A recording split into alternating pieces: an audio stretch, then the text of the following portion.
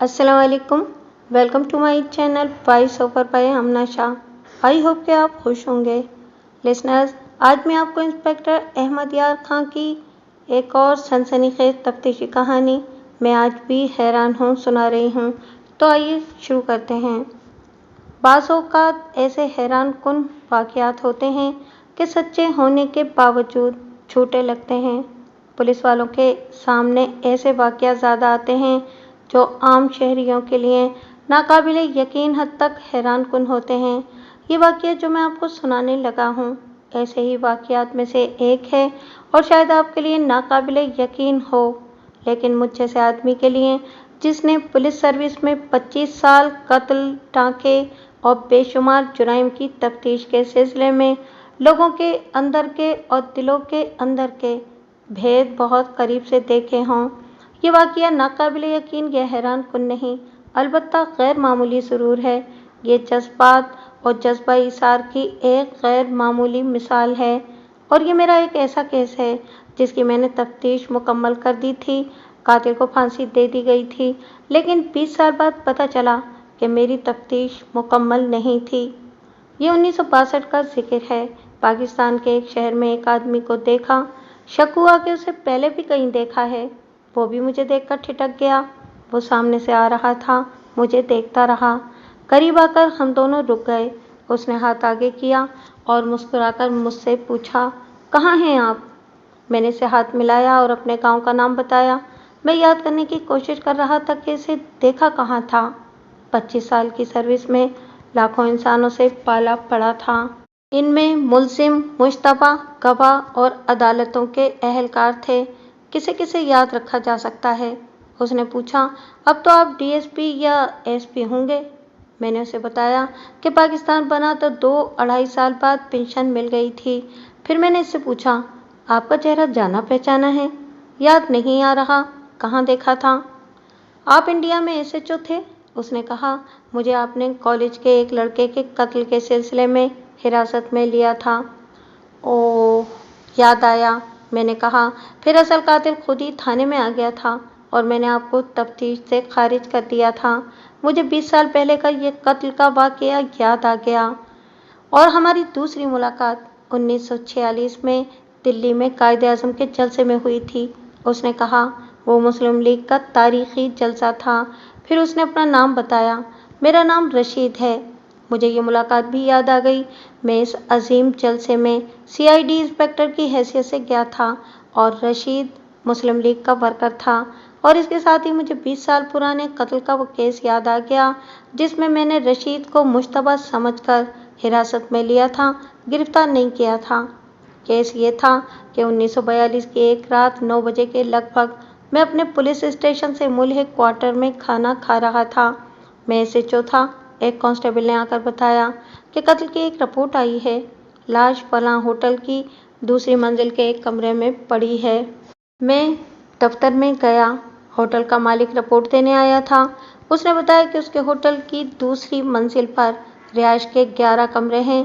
तकरीबन 8:15 बजे एक बेरा एक कमरे के सामने से गुजर रहा था। इसे कमरे के अंदर से चीख सुनाई दी। उसने दरवाज़ा खोला तो उसकी नज़र फर्श पर पड़ी, जहाँ इस कमरे में रहने वाले 3rd ईयर का एक स्टूडेंट फर्श पर तड़प रहा था और उसका खून बह रहा था। और इसी की उम्र का एक लड़का जो उसके पास खड़ा था, बेरे को देखकर इतना तेज दरवाजे की तरफ दौड़ा कि बेरे को उसका धक्का लगा। बेरा गिरते गिरते बचा और वो लड़का भाग गया। बेरे ने इसका पीछा करने की बजाय होटल के मैनेजर को जाके बताया। मैनेजर ने मालिक को बताया। सब कमरे में गए तो लड़का मर चुका था। मैंने 2 कांस्टेबल साथ लिए और होटल में पहुंचा। वहां सबसे पहली खराबी तो ये देखी कि होटल के बाहर इतने लोग जमा थे कि ट्रैफिक रुकी हुई थी। होटल के खाने के हाल में तमाशाइयों का हिजूम था। और जब मैं ऊपर गया तो रिहायशी कमरों के सामने इतने लोगों के सर जमा थे कि मैंने और कांस्टेबल ने बड़ी ही मुश्किल से लोगों को हटाया।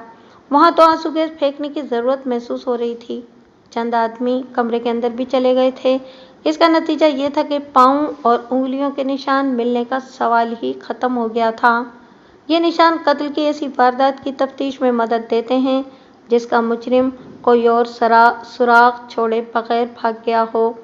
लोगों को बरामदे में से हटाया। जब हजूम चला गया तो कमरे और बरामदे में खून ही खून था। जो तमाशाई अपनी जूतियों के साथ कमरे से बाहर ले आए थे। मकतूल फर्श पर पड़ा था। 18-19 साल की उम्र का खूबरू मुसलमान नौजवान था।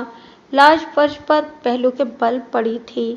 कमीज हटाकर देखा, दिल के मकाम पर चाकू का जख्म था। चाकू इसके करीब पड़ा हुआ था। खून बहकर दरवाजे से भी बाहर चला गया था। फर्श पर टूटी हुई एक चायदानी के टुकड़े बिखरे हुए थे और एक टूटी हुई प्याली के 2 टुकड़े जरा दूर पड़े थे। कमरे में मैंने हर चीज को गौर से देखा। मेज की दराज में मकतूल की घड़ी रखी थी। एक नोट 5 रुपए का और 3 1-1 रुपए के सिक्के पड़े थे। ट्रंक को ताला बंद था। मेरे सामने ये सवाल आया, क्या ये कत्ल डकैती के लिए किया गया है? इस सवाल का जवाब मुझे कॉलेज के 2 तालिबे इल्मों से जल्दी मिल गया जो होटल में खाना खा रहे थे। वो खुद ही आ गए, कमरे के दरवाजे में आकर खड़े हो गए। मैंने इन्हें वहां से चले जाने को कहा तो एक ने कहा, हम आपकी मदद करना चाहते हैं। कातिल शायद वही लड़का था जिसे हमने कत्ल से पहले खाने के हाल से गुजरकर बालाई मंजिल पर जाते देखा था। रिहायशी कमरों में जाने का एक रास्ता हाल में से था। सीढ़ियां हाल से ऊपर जाती थीं और दूसरा रास्ता जो मुझे दिखाया गया वो पिछवाड़े से था। वो भी सीढ़ियां थीं। इनके साथ कुछ जगह खुली थी और जरा परे होटल के मुलाजिमों वगैरह के 3-4 कमरे थे। इन लोगों ने बताया कि मकतूल इनका क्लास फेलो था, 3rd ईयर में पढ़ता था। इस कॉलेज के एक लड़के के साथ मकतूल की लड़ाई हुई थी। इस लड़के का नाम रशीद है और वो हॉस्टल में रहता है। हमारे कॉलेज से थोड़ी दूर लड़कियों का कॉलेज है। लड़के अपने कॉलेज से निकलकर लड़कियों को परेशान करते रहते हैं।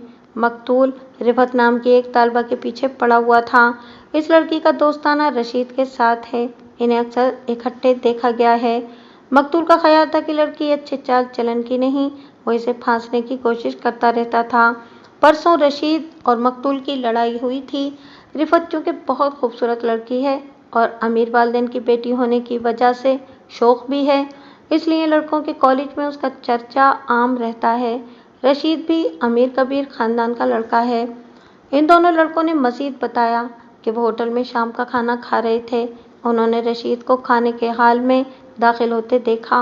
वो रुका और हाल में बैठे हुए तमाम लोगों पर निगाह दौड़ाई। उसका चेहरा बता रहा था कि वो गुस्से में है। वो सीढ़ियों पर चढ़ गया। 10-15 मिनट बाद ऊपर से किसी ने शोर मचाया, कत्ल हो गया, लड़का मारा गया। तमाम लोग जो हाल में खा पी रहे थे दौड़ते हुए ऊपर चले गए। इन दोनों लड़कों ने जब ऊपर जाकर मकतूल को देखा तो इन्हें यकीन हो गया कि इसे रशीद कत्ल कर गया है। कत्ल की वजह और तहरीक वाज़ेह थी। मैंने दोनों लड़कों पर जिरह की। वो जो कुछ जानते थे मुझे बता दिया, मगर वो मौका इबादत के गवाह नहीं थे, सिर्फ गवाह थे जो मेरी तफ्तीश के लिए बहुत ज़रूरी थे। वो मुबैना मुलजिम रशीद के मुतालिक जानते थे कि हॉस्टल में रहता है। रिफत के घर का उन्हें इल्म नहीं था, लिहाजा इनकी शहादत रशीद की गिरफ्तारी के लिए काफ़ी नहीं थी। रशीद को सिर्फ शामिल तफ्तीश किया जा सकता था। जिस बेरे ने कातिल को कमरे से निकलते देखा था उसने बयान दिया कि मकतूल के कमरे का दरवाज़ा बंद था। अंदर से एक तो चीख सुनाई दी और फिर ऐसी आवाज़ आई जैसे किसी को अचानक बड़ी सख्त चोट लगी हो और वो दर्द से करा रहा हो। उसने दरवाज़ा खोला। उसके हाथ में ट्रे और ट्रे में चाय के बर्तन थे। मकतूल फर्श पर पेट के बल पड़ा हुआ था और हिल नहीं रहा था। इसी की उम्र का एक लड़का हाथ में चाकू लिए से देख रहा था। बेरा सख्त घबरा गया। अगर वो होश ठिकाने रखता तो कातिल को पकड़ सकता था या दौड़ के बाहर निकलता और दरवाज़ा बाहर से बंद कर देता। वो डर गया। कातिल ने चाकू फेंक दिया और गोली की तरह दरवाजे की तरफ गया। उसने बेरे को धक्का दिया। इसकी ट्रे गिर पड़ी। चायदानी और एक प्याली टूट गई। कातिल भाग गया। बेरा चंद सेकंड बाद संभल गया। उसने बाहर आकर शोर मचाया और लोग जमा होने शुरू हो गए। मैंने इससे पूछा, अगर कातिल तुम्हारे सामने लाया जाए तो पहचान लोगे? इस अधेड़ उम्र और मरीज सूरत बेरे ने जवाब दिया, हुजूर, इसके पास एक आदमी को हाथ में चाकू लिए खड़े देखा तो मैं इतने डरा कि मैं वहां से भागने लगा था। मुझे एक के 3-3 नजर आने लगे। मुझे तो इसकी शक्ल ही याद नहीं रही।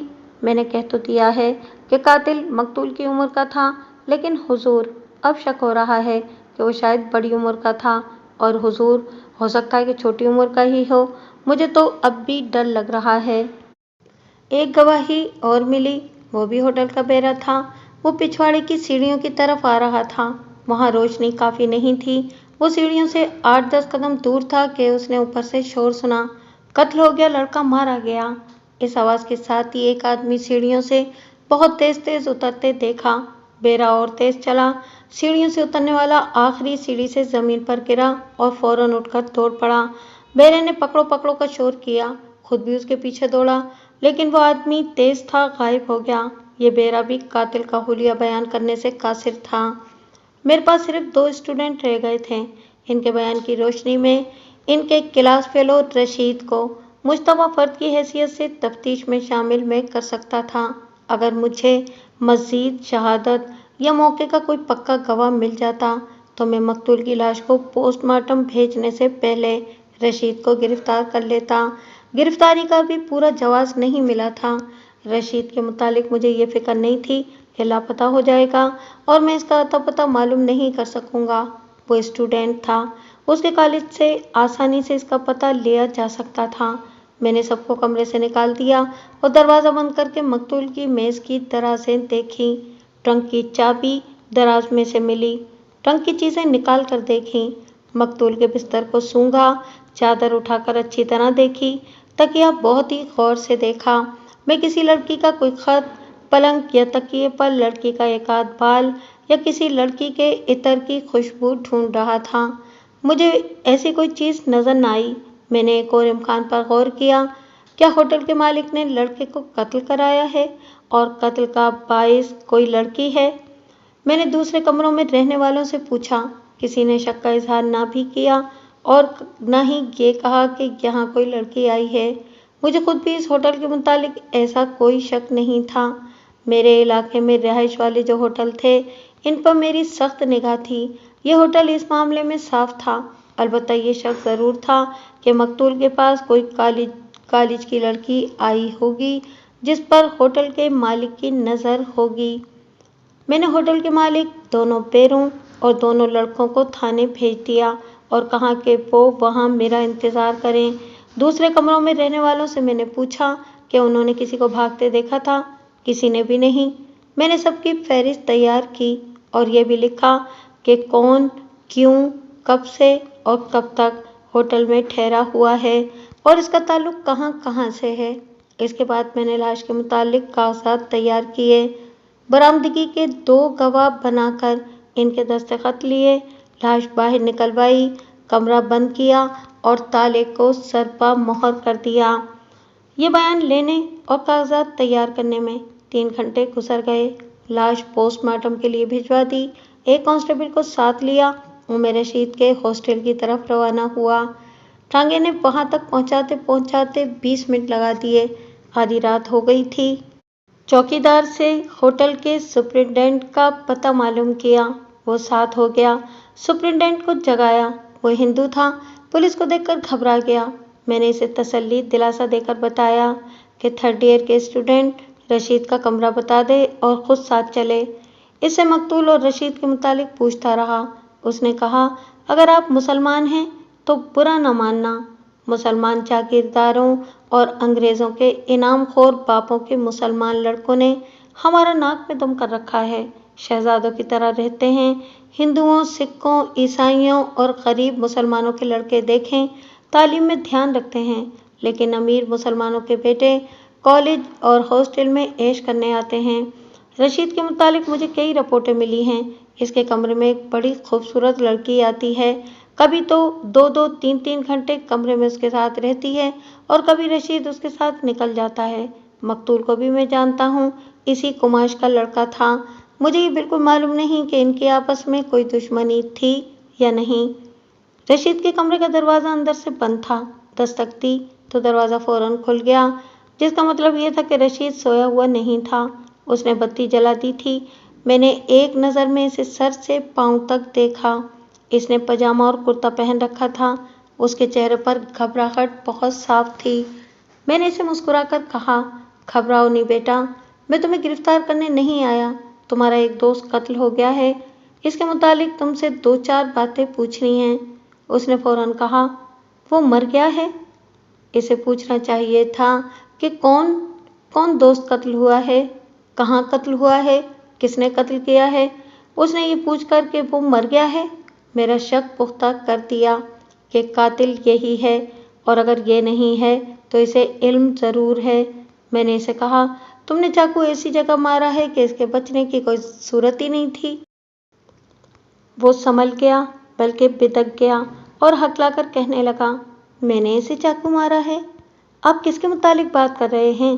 میں تو سویا ہوا تھا۔ اس کا لہجہ اور انداز اس کے خلاف گواہی دے رہا تھا۔ میں نے اس سے پوچھا، آج شام تم نے کون سے کپڑے پہنے تھے؟ اس نے کھوٹی سے لٹکا ہوا ایک سوٹ اور قمیض دکھائی۔ میں نے ان کپڑوں کو اچھی طرح دیکھا، خصوصاً پتلون کو۔ پھر میں نے اس کی ساری پتلونیں دیکھیں جو اس نے میرے کہنے پر میرے سامنے رکھ دیں۔ اس کے بستر کو الٹ پلٹ کر دیکھا، شاید اس نے واردات کے وقت پہنے ہوئے کپڑے چھپا دیے ہوں۔ بظاہر یہ باقاعدہ تلاشی نہیں تھی، لیکن میں نے باتوں باتوں میں تلاشی مکمل کر لی۔ وہ واقعی بہت امیر لڑکا تھا۔ ایک ٹرنک اور چمڑے کے 2 اٹیچی کیس تھے۔ کپڑوں کی الماری تھی، فرش پر دری بچھی تھی۔ میں نے اس کے نیچے بھی دیکھا، میں اس کی درازیں بھی دیکھیں۔ میں اس دوران میں اس سے غیر متعلق سی باتیں کرتا رہا، کوئی سیدھی چوٹ نہ کی، اور میں اس کا انداز اور اس کے چہرے کو بھی دیکھتا رہا۔ مجھے وہ مشتبہ نظر آ رہا تھا۔ میں نے اس کی ساری پتلونیں اس لیے غور سے دیکھی تھیں کہ ایک بیرے کے بیان کے مطابق وہ نیچے والی آخری سیڑھی سے گرا تھا، لہٰذا اس کی پتلون پر رگڑ اور گرد کا نشان ضرور ہونا چاہیے تھا۔ قمیض یا کوٹ پر خون کا کوئی داغ یا دھبا ہونا چاہیے تھا، مگر مجھے ایسا کوئی نشان نہ ملا۔ اس کے بوٹ دیکھے، نیچے سے تلوے دیکھے، صاف تھے۔ میں اسے تھانے لے گیا، اس کے کمرے کی چابی اپنے پاس رکھ لی، اس کی تحریر لکھ کر ہاسٹل سپرنٹینڈنٹ کو دے دی تھی، اور ایک اور ضروری تحریر پر اس کے دستخط لے لیے تھے۔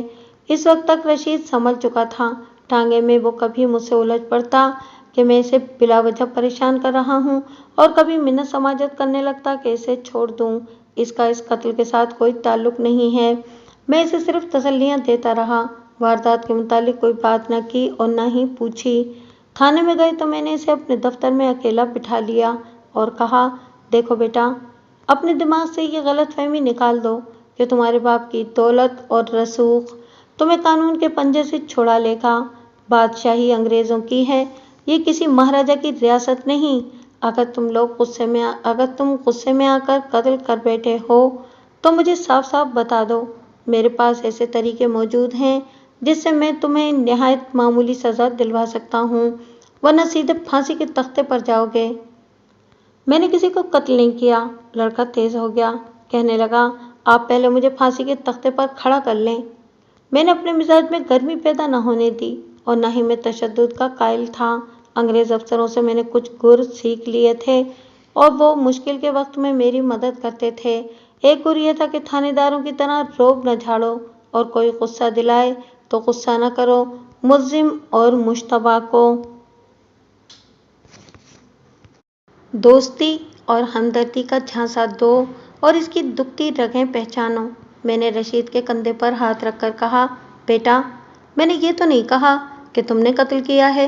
میں تو ابھی بہت سے آدمیوں سے یہی بات کہوں گا جو تمہیں کہہ چکا ہوں۔ تم مسلمان کے بیٹے ہو، میں بھی مسلمان ہوں۔ میں بلا وجہ تمہیں پریشان نہیں کروں گا۔ میں یہ کبھی برداشت نہیں کروں گا کہ ایک مسلمان لڑکا ہندوؤں اور سکھوں کے سامنے ایک لڑکی کی دوستی کے سلسلے میں قتل کے الزام میں عدالت میں پیش کیا جائے۔ تم ذرا میری مدد کرو۔ رفعت کیسی لڑکی ہے؟ تمہارے علاوہ کسی اور کے ساتھ بھی اس کی دوستی ہے؟ اس کا رنگ پھیکا پڑ گیا۔ مجھ سے پوچھا، آپ رفعت کو کس طرح جانتے ہیں؟ میں تو یہ بھی جانتا ہوں کہ رفعت پر تمہاری اور مقتول کی چپکلش تھی۔ میں نے اسے بتایا، تمہاری اور مقتول کی ہاتھا پائی بھی ہو چکی ہے۔ تم آج شام اس ہوٹل میں گئے تھے جہاں مقتول رہتا تھا۔ تم اسے قتل کر چکے تو ایک بیرا اندر آ گیا، تم اسے دھکا دے کر بھاگ گئے۔ میں تو یہ بھی جانتا ہوں کہ تم آخری سیڑھی سے گرے تھے۔ میں یہ بھی جانتا ہوں کہ تم نے مجھے اپنی 6 پتلونیں دکھائی ہیں، اور تم نے 7ویں پتلون کہیں چھپا دی ہے۔ تمہارے کمرے میں رفعت کے ایسے نشان موجود ہیں جنہیں تم چھپا نہیں سکتے۔ कमरे की चाबी मेरे पास है और मैंने इसे कहा, मुझे 2 ऐसी बातों का इल्म है जो तुम समझते हो कि किसी को भी नहीं मालूम, लेकिन मैं चाहता हूँ कि वो 2 बातें तुम खुद मुझे तफसील से बता दो, ताकि मैं इस ताउन के बदले में तुम्हें फांसी की सज़ा से और उम्र कैद से बचा सकूं। इसकी आंखें ठहर गईं और वो मेरे मुंह की तरफ देखने लगा। मैंने इसकी आंखों में आंखें डाल दी। उस पर तो जैसे सख्ता तारी हो गया था। मैंने इसे पूरी तरह पछाड़ने के लिए पूछा, रिफत की सब्ज रंग की चूड़ियां तुम्हारी पसंद से थीं या रिफत की? वो कुछ भी न बोला। इसकी आंखें और ज्यादा खुल गईं। मैंने कहा, गोरी रंगत की कलाई पर गहरा सब्ज रंग कोई अच्छी पसंद नहीं, ये तो देहाती सा ज़ौक है। मुझे तुम्हारी तरह नया नया जब मैं जवान हुआ था तो भूरे बालों वाली गोरे रंग की लड़की की कलाइयों पर फिरोजी रंग की चूड़ियां पसंद किया करता था। वो अचानक सख्ते से बेदार हो गया और बोला, आप रिफत से मिल चुके हैं? इसने क्या कहा था? अभी नहीं बताऊंगा कि उसने क्या कहा था। मैंने जवाब दिया, मैं इससे मिल चुका हूँ। मैंने झूठ बोला। इस लड़की को मैंने बिल्कुल नहीं देखा था। रशीद के कमरे में जब मैंने उसके कपड़े और बिस्तर देखा था तो उसके तकिए के किनारे पर एक लंबा बाल नजर आया। ये एक पुलिसमैन की नज़र थी जिसने ये बाल देख लिया था। किसी दूसरे आदमी को नजर नहीं आ सकता था। मैंने ये बाल रशीद की नज़र बचाकर उंगलियों में पकड़ा और उसे उस वक्त तक गौर से देखा जब तक रशीद अपने ट्रंक में से मुझे दिखाने के लिए कपड़े निकाल रहा था। बाल बहुत बारीक और भूरे रंग का था। ये किसी आम सी औरत का बाल नहीं था। भूरे बाल हमेशा गोरे रंग के इंसान के होते हैं। इसीलिए मैंने कहा था कि गोरे रंग की कलाई पर सब चूड़ियां अच्छी पसंद नहीं है। इस लड़की की चूड़ियों का रंग मुझे रशीद के कमरे में ही नजर आ गया था। इसके पलंग के एक पाए के साथ दरी की सिलवट में सब्ज रंग की टूटी हुई चूड़ी का कोई 1 इंच लंबा टुकड़ा पड़ा था। वो मैंने उठाया नहीं, सिर्फ देखा था। ये बाल और चूड़ी का टुकड़ा रिफत का ही हो सकता था। हॉस्टल सुपरिटेंडेंट ने बताया था कि ये लड़की इस कमरे में आती है और देर तक वहां रहती है, और रशीद को यकीन हो गया कि मैं उसके कमरे में जाने से पहले रिफत से मिल चुका हूँ। उसका सर झुक गया। मैं अब इस इंतजार में था कि वो इकबाल जुर्म कर लेगा। उसने सर उठाया और कहा, यकीन करें इंस्पेक्टर साहब, मैंने किसी को कत्ल नहीं किया। मैं अपनी जिरा का अगला गोला दागने ही लगा था कि मेरे दफ्तर के दरवाजे में एक आदमी आन खड़ा हुआ। मैं समझा कि रशीद का कोई अजीज होगा। मैंने रशीद को देखा। इस आदमी को देखकर रशीद चौंक गया था। मैंने उसके चेहरे पर बड़ी साफ तब्दीली देखी। इस आदमी की उम्र मुझे बाद में पता चला कि 42 साल है, लेकिन चेहरा इतना शगुफ्ता था कि मेरी सुराग रसा निगाहों में ज़्यादा से ज़्यादा 28 साल का मालूम होता था। मैंने इसे कहा, मैं तफ्तीश में मसरूफ़ हूँ, आप बाहर इंतज़ार करें। बाहर जाने की बजाय वो मेरी मेज़ के करीब आ गया और कहा, होटल के कमरे में जो लड़का कत्ल हुआ है उसका कातिल मैं हूँ। मेरी तमाम सर्विस में शायद ये एक ही मौका आया था कि मैं बौखलाया और मुस्तरिब हो गया। मैंने ऐसे कातिल भी देखे थे जो मेरी जिरा से घबराकर अपना जुर्म मान जाते थे, और ऐसे कातिल भी मेरे पास आए जिन्होंने अपनी बीवी को या इसके आशना को या दोनों को कत्ल किया और आला कत्ल के साथ थाने में आए और इकबाल जुर्म कर लिया। हर पुलिस इंस्पेक्टर को खुशी होती है कि वो तफ्तीश और सुराग रसानी से बचे, मगर इस आदमी ने आकर कहा कि मैं इस लड़के का कातिल हूँ तो मुझे ऐसे महसूस हुआ जैसे उस आदमी ने मुझे सर के बल पटक दिया हो। चंद सेकंड तो मेरी ज़बान बंद रही, जैसे मैं बोल भी नहीं सकता। मैं दरअसल रशीद को कातिल करार दे चुका था और मैं उसके इकबाल जुर्म का सबूत और शहादत की फिक्र में था। इस आदमी ने मुझे गुमराह कर दिया। तफ्तीश करने वाले पुलिस ऑफिसर के सामने कोई कातिल इकबाल जुर्म करे तो उसे इतनी खुशी होती है जैसे इसकी बेऔलाद बीवी ने अचानक बच्चा जन्म दिया हो। मगर मैं इस आदमी के इकबाल जुर्म से मालूम नहीं क्यों खुश न हुआ। अगर कोई आदमी थाने में जाकर कहे कि मैंने एक आदमी को कत्ल कर दिया है और वो लाश भी बरामद करा दे, तो ये नहीं हो सकता कि पुलिस इसे फौरन अदालत में ले जाकर सज़ा दिलवा देगी। पुलिस को इस्तग़ासा, सबूत, शहादत, आला कत्ल वगैरह अदालत में पेश करना पड़ता है। अगर इस्तग़ासा कमज़ोर हो तो इकबाल जुर्म करके भी कातिल बरी हो जाते हैं। अचानक मेरा दिमाग मेरे काबू में आ गया। सबसे पहले मैंने इसकी पतलून पर नजर डाली। इसके दोनों घुटनों पर रगड़ के निशान थे और इन पर थोड़ी थोड़ी मिट्टी लगी हुई थी। फिर मैंने पूछा, इतनी अच्छी पतलून आपने कहाँ खराब की है? मैं इस लड़के को कत्ल करके बड़े आराम से वहां से निकलना चाहता था, उसने जवाब दिया, मगर एक बेरा अंदर आ गया। इसे देखकर मैं तेजी से भागा और बेरे को धक्का देकर बाहर निकल गया। इसके हाथ में ट्रे थी, वो गिर पड़ी। मैं दौड़ता हुआ पिछवाड़े की सीढ़ियों से उतरा। आखिरी सीढ़ी से मैं घुटनों के बल जमीन पर गिरा। ऊपर से इस बेरे ने शोर मचाया जो नीचे से मेरी तरफ दौड़ा हुआ आ रहा था। मैं उठकर भागा और निकल गया। मैंने मिट्टी बहुत दूर जाकर झाड़ी थी, लेकिन पूरी तरह साफ नहीं हुई। अगर यह आदमी अपने दिफा में बयान दे रहा होता तो मैं इस पर सवालों का जाल फेंकता। वो तो इकबाल जुर्म कर रहा था। मैंने इसे कुर्सी पर बिठा लिया और इससे पूछा, आप मुझे किस तरह यकीन दिला सकते हैं कि आपका दिमाग ठिकाने है और आप बाकायमी होश व खवास इकबाल जुर्म कर रहे हैं? आप ही बताएं कि यकीन किस तरह दिलाया जा सकता है? उसने कहा। आला कत्ल क्या था? मैंने पूछा। जो आप कमरे से उठा लाए हैं, उसने जवाब दिया। एक चाकू था जो मेरा नहीं मकतूल का था।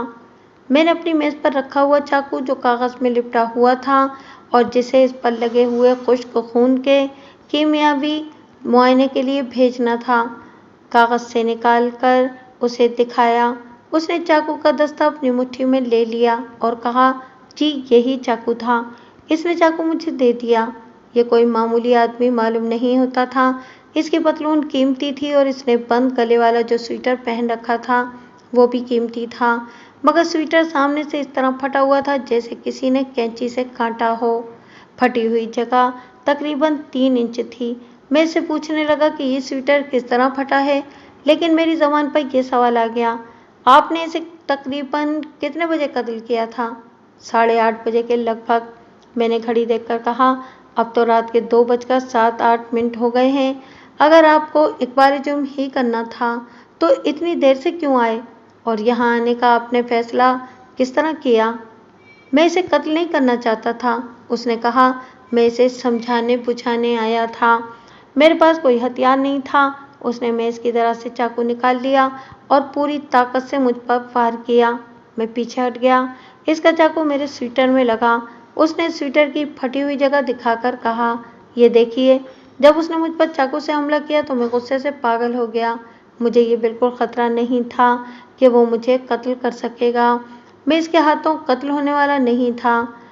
इसने मुझे इतना गुस्सा दिलाया कि मैंने इसे कत्ल करने का फैसला कर लिया। ये बिल्कुल सही है कि कत्ल और खुदकुशी एक लम्हे के पागलपन का नतीजा होता है। वो पागलपन मेरे दिमाग पर गालिब आ गया था। इसने चाकू का दूसरा वार किया। मैंने इसके चाकू वाले हाथ की कलाई पकड़ ली और उसका बाजू इतनी शिद्दत से मरोड़ा कि चाकू उसके हाथ से गिर पड़ा। मैंने चाकू उठाकर उसके ऐन दिल में उतार दिया। वो लड़खड़ा कर गिरा। उसने चीख मारी। एक पैर अंदर आ गया। इस वक्त लड़का फर्श पर औंधे मुंह पड़ा हुआ था। मैंने चाकू फेंक दिया और दरवाजे की तरफ भागते हुए बेरे को धक्का दिया और निकल गया। कत्ल की वजह क्या थी? मैंने पूछा। एक लड़की।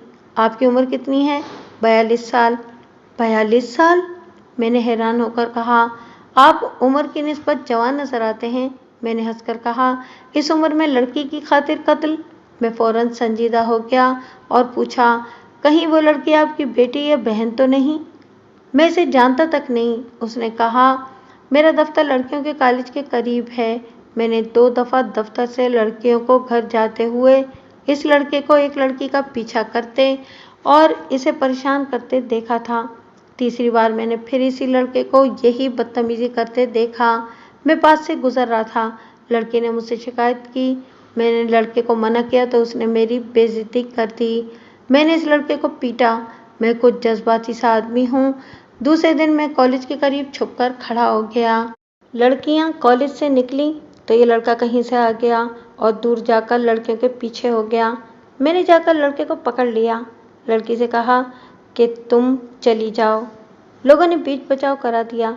लड़के ने मुझे गालियाँ दी और कहा, कल तुम यहाँ आना, तुम्हारी लाश यहाँ से उठाई जाएगी। उसने ये भी कहा, अगर ये लड़की तुम्हारी बेटी है तो कल मैं इसी सड़क पर इसको बेलिबास करूँगा। मुझे लोगों ने पकड़ रखा था। लड़का चला गया। लड़के के कुछ स्टूडेंट वहाँ खड़े थे। उन्होंने मुझे बताया कि ये बड़ा ढीठ और बदमाश लड़का है। मैंने इनसे पूछा कि इसका घर कहाँ है। उन्होंने बताया कि कहीं और का रहने वाला है, यहाँ फलां होटल में रहता है। एक लड़के ने मुझे इसके कमरे का नंबर भी बता दिया। मैं शाम तक कोशिश करता रहा कि गुस्से पर काबू पा लूं, मगर नाकाम रहा। तकरीबन 8:30 बजे मैं इसके कमरे में चला गया। अगर वो मेरी बात सुन लेता तो कत्ल न होता। उसने मुझ पर चाकू से हमला कर दिया। तो आप अपने डिफेंस की ये लाइन इख्तियार करना चाहते हैं कि आपने उसे जान बचाने यानी कि हिफाजत खुद इख्तियारी के लिए कत्ल किया है? मैंने इससे पूछा। बिल्कुल नहीं, उसने कहा। मैंने ऐसा कोई काम नहीं किया और न ही मैं ऐसा कोई गवाह पेश कर सकता कि इसने मुझ पर हमला किया है। मैं आपको ये बता रहा हूँ कि मैंने इसे कत्ल किया है। मैंने आपसे ये पूछा था। मैंने कहा, क्या आपको इतनी देर बाद अपने आप को पुलिस के हवाले करने का ख्याल कैसे आया? मैं जुराइम पेशा गुंडा या लोफर लफंगा नहीं हूँ, उसने जवाब दिया। कत्ल जैसे भयानक जुर्म के मुतालिक तो मैं सोच भी नहीं सकता था, लेकिन वो मेरे हाथों कत्ल हो गया। एक तो ये पागलपन था जिसने मुझसे कत्ल कराया। कत्ल करके मुझ पर एक और ही किस्म का पागलपन सवार हो गया, ऐसी बेचैनी कि मुझे अपने ऊपर काबू ना रहा। हालांकि मुझे बिल्कुल यकीन नहीं था कि वो मर गया होगा। सुना है कि लोग जुर्म के बाद शराब पीते हैं, लेकिन मैं तो सिगरेट का भी आदी नहीं, शराब कभी सूंघी नहीं। मैं पागलों की तरह सड़कों पर फिरता रहा। 11 बजे के करीब मुझे ख्याल आया कि होटल में जाकर देखूं, शायद वो जिंदा हो। मैंने घर जाकर इन्हीं कपड़ों पर ओवरकोट पहना, सर पर फ्लैट हेड रखा ताकि मुझे कोई पहचान न सके। होटल अभी खुला था। कुछ लोग होटल के बाहर खड़े इसी वाक़ये के मुतालिक बातें कर रहे थे। मैंने इनसे कहा, सुना है यहाँ कोई झगड़ा हो गया था। एक आदमी ने बताया। आप झगड़ा कहते हैं? यहाँ तो एक जवान लड़का कत्ल हो गया है। लाश इस कमरे में पड़ी है और पुलिस आई हुई है। मैं वहाँ से खिसक गया, अपने घर चला गया। सोने की बहुत कोशिश की, लेकिन नींद न आई। रात का 1:30 बज गया। मैं अब ये मालूम करना चाहता था कि पुलिस ने क्या कार्रवाई की है। मैं पुलिस स्टेशन की तरफ चल पड़ा। मेरा इरादा था कि पुलिस स्टेशन के बाहर कोई आदमी मिला तो इससे पूछूंगा। मुझे बिल्कुल ये ख्याल नहीं था कि आप दफ्तर में मौजूद होंगे। मेरा तो दरअसल दिमाग खराब हो गया था और मेरे अंदर जो बेचैनी थी वो मुझे बाहर को धकेल रही थी। मैं यहाँ तक आया तो थाने के बाहर 2 आदमी खड़े थे। इनसे कहा कि सुना है आज एक लड़का कत्ल हो गया है, कातिल पकड़ा गया है या नहीं? उन्होंने बताया कि पुलिस कातिल को पकड़ लाई है। मैंने पूछा कि वो कौन है? उन्होंने बताया कि कॉलेज का एक स्टूडेंट है। इतने में एक कांस्टेबल टहलता टहलता अहाते से बाहर आया। इन 2 आदमियों में से एक ने से पूछा कि कातिल यही है या इसे शक में पकड़ा है? कांस्टेबल ने गाली देकर कहा कि यही है, सबूत पक्का मिल गया है, अभी इससे इकबाल जुर्म करा लिया जाएगा। मैंने ये सुना तो मेरे दिमाग में यही ख्याल आया कि पुलिस ने एक बेगुनाह को पकड़ लिया है, एक स्टूडेंट को मैंने कत्ल कर दिया है और दूसरा इंस्पेक्टर पकड़ा गया है। कहीं ऐसा ना हो कि कमसिनी की वजह से पुलिस से डरकर बेगुनाह फंस जाए। मुझे ये डर भी महसूस हुआ कि पुलिस इस पर तशद्दुद करके इससे झूठा इकबाल जुर्म करा लेगी। मैं बर्दाश्त न कर सका कि मेरे जुर्म की सज़ा किसी और को मिले। मैं थाने के गेट में दाखिल हो गया और सीधा आपके पास आ गया। इसने रशीद की तरफ इशारा करके पूछा, आपने इस लड़के को पकड़ा है शायद? इसे छोड़ दें और जो पूछना है मुझसे पूछें। इसने लंबा सांस लिया और कहा, इकबाल जुर्म करके मुझे सुकून महसूस हो रहा है। क्या आपको ये भी एहसास है कि आपका अंजाम क्या होगा? मैंने इससे पूछा। मैंने अभी कोई कागजी कार्रवाई आपके मुतालिक नहीं की, मैं आपको सोचने का मौका देता हूँ। मैंने सब कुछ सोच लिया है, उसने इत्मीनान से कहा। मुझे सोचने का मौका न दें। इस आदमी ने अपना नाम वसीम खान बताया। वो अपना दिफा नहीं बल्कि इकबाल जुर्म कर रहा था। मुझे क्या एतराज़ हो सकता था? इसकी पतलून जो घुटनों से रगड़ी हुई थी साबित कर रही थी कि यही कातिल है।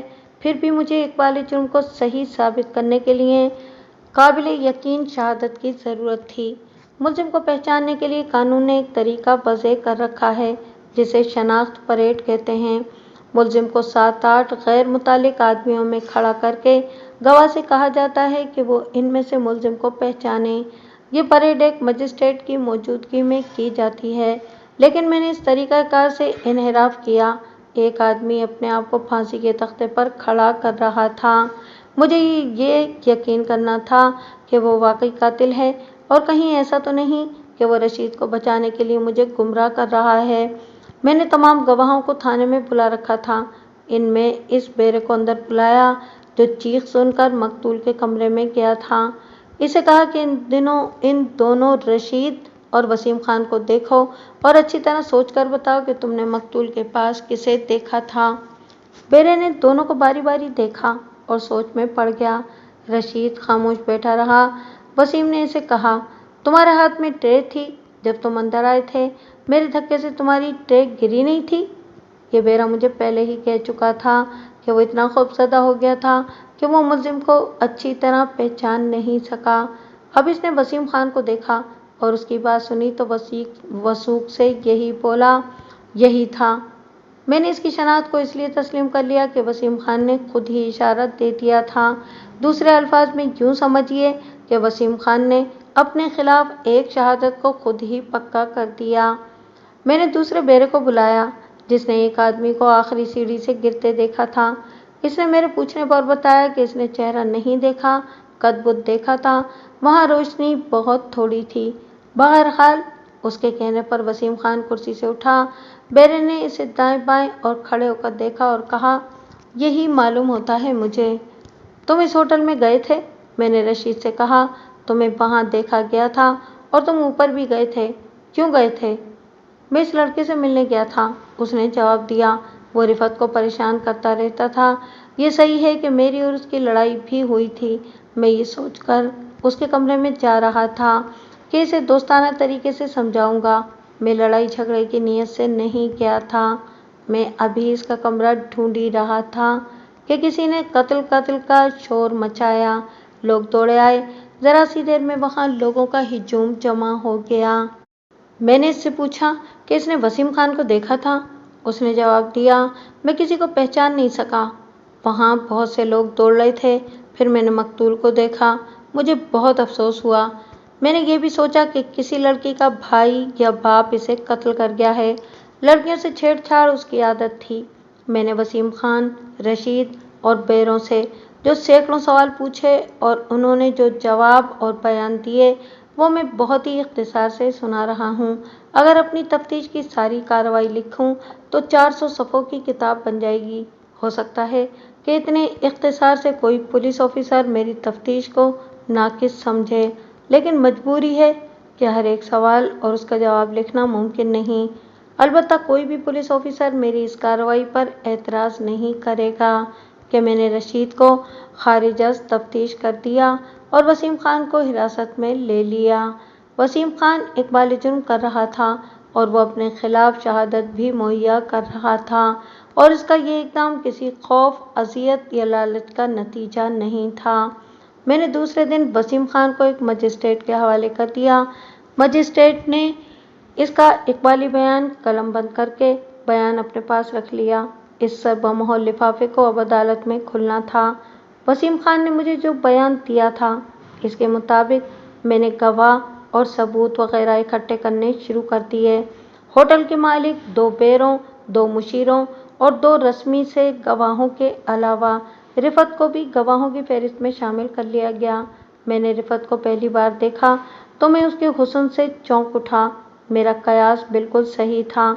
इसके बाल भूरे, रंग गोरा और इसकी चूड़ियों का रंग गहरा सब्ज था। एक कलाई में 4 और दूसरी में 2 चूड़ियाँ थीं। इसने मकतूल के मुतालिक बयान दिया कि वो इसे बहुत परेशान करता था। वसीम खान के इस बयान की उसने तायद की कि वसीम खान ने इसे पहले 2-3 बार रोका और फिर इसकी पिटाई की थी। इनके साथ ही पोस्टमार्टम करने वाले डॉक्टर की और इकबाली बयान कलमबंद करने वाले मजिस्ट्रेट की गवाही भी थी। सबूत में जो चीज़ें रखीं इनमें आला कत्ल और वसीम खान की पतलून थी जो घुटनों से रगड़ी हुई थी। میں نے 3 گواہ ایسی صورت کے لیے تیار رکھے ہوئے تھے کہ اگر وسیم خان اقبال جرم سے منحرف ہو جائے تو پیش کروں گا۔ استغاثہ کو پوری طرح مضبوط کر کے بھی مجھے کچھ خلا نظر آ رہا تھا۔ حقیقت یہ ہے کہ مجھے ایک خدشہ محسوس ہو رہا تھا، وہ یہ تھا کہ کہیں ایسا تو نہیں کہ وسیم خان رشید کو بچانے کے لیے ناٹک کھیل رہا ہے۔ یہ اسی صورت میں ممکن تھا کہ رشید قتل کر کے وسیم خان سے ملا ہو اور وسیم خان نے اس سے ساری باتیں سن کر اپنے آپ کو پیش کر دیا ہو۔ گو ایک عام شہری پولیس کو گمراہ کرنے کے لیے اتنی باریکیوں کو ذہن میں نہیں لا سکتا۔ پولیس کے پاس ہر دھوکے کا توڑ ہوتا ہے۔ پھر بھی ایک پولیس آفیسر کی حیثیت سے میرے دل سے وسوسہ نہیں نکلا اور میں نے یہ بھی سوچا کہ اگر وسیم خان کا وکیل قابل ہوا تو وہ اسے شک کی بنا پر بری کرا سکتا ہے۔ مگر پہلی پیشی پر وسیم خان وکیل کے بغیر عدالت میں لایا گیا۔ اس نے کہا کہ وہ اقبال جرم کر چکا ہے، اس لیے صفائی کے لیے وکیل نہیں لانا چاہتا۔ مجسٹریٹ نے اسے کہا کہ وکیل ضروری ہے، چنانچہ اس نے ایک وکیل لے لیا۔ وکیل نے پہلی پیشی کے بعد استغاثہ کا جائزہ لیا تو اسے کہا کہ وہ اپنے اقبالی بیان سے منحرف ہو جائے کیونکہ استغاثہ کمزور ہے اور وہ اسے شک کا فائدہ دلا سکے گا۔ لیکن وسیم خان منحرف نہ ہوا، اپنے اقبالی بیان پر قائم رہا۔ مجسٹریٹ نے کیس سیشن کورٹ کے سپرد کر دیا۔ میرا خیال تھا کہ وسیم خان وہاں جا کر اقبالی بیان سے منحرف ہو جائے گا اور اس کا وکیل استغاثہ کے کمزور گواہوں پر جرح کر کے کیس بری کرا لے گا۔ میرا سب سے زیادہ اہم گواہ سب سے زیادہ کمزور تھا۔ یہ وہ بیرا تھا جس نے وسیم خان کو کمرے میں مقتول کی لاش کے پاس کھڑے دیکھا تھا۔ سیشن کورٹ میں صفائی کے وکیل نے اس پر جرح کر کے سیشن جج کے دل میں یہ شک پیدا کر دیا تھا کہ یہ بیرا قابل اعتماد گواہ نہیں اور یہ گواہ دراصل موقع کا گواہ ہے ہی نہیں۔ وکیل نے میرے تمام گواہوں کو کمزور کر دیا، لیکن وسیم خان کا جب آخر میں بیان ہوا تو اس نے اپنے وکیل کے کیے کرائے پر پانی پھیر دیا اور ثابت کر دیا کہ تمام گواہوں نے سچ بولا ہے اور یہ قتل اسی نے کیا ہے۔ مجھے توقع تھی اور میری دلی خواہش بھی یہی تھی کہ سیشن جج وسیم خان کی صاف گوئی کا صلہ ضرور دے گا اور اسے سزائے موت نہیں دے گا، مگر اس کی بدقسمتی کہ سیشن جج انگریز تھا اور بڑا ہی ظالم اور بدخو جج تھا۔ ہندوستانیوں سے وہ نفرت کرتا تھا۔ اگر ہندوستان کی بادشاہی صرف ایک دن کے لیے اسے دے دی جاتی تو وہ ہندوستان کی تمام تر آبادی کو سزائے موت دے دیتا۔ اس کا لکھا ہوا فیصلہ اس قدر مدلل اور پرمغز ہوتا تھا کہ اس کے فیصلوں کے خلاف بہت ہی کم اپیلیں ہائی کورٹ منظور کرتی تھی۔ وسیم خان کو بھی اس نے سزائے موت دے دی، جس کا مجھے بے حد افسوس ہوا۔ پولیس والوں کو کسی کی سزا یابی پر افسوس نہیں ہوا کرتا، لیکن وسیم خان سے میں اتنا متاثر ہو گیا تھا کہ اس کی شخصیت میرے ذہن میں نقش ہو گئی۔ وسیم خان نے جب عدالت میں فیصلے کے یہ الفاظ سنے کہ اس فیصلے کے خلاف 1 ہفتے کے اندر اندر اپیل کی جا سکتی ہے تو اس نے انگریزی میں کہا، میں اس فیصلے کے خلاف اپیل نہیں کروں گا۔ رفعت تقریباً ہر پیشی پر عدالت میں آتی تھی۔ رفعت کا باپ اور رشید تو ہر پیشی پر ضرور موجود ہوتے تھے۔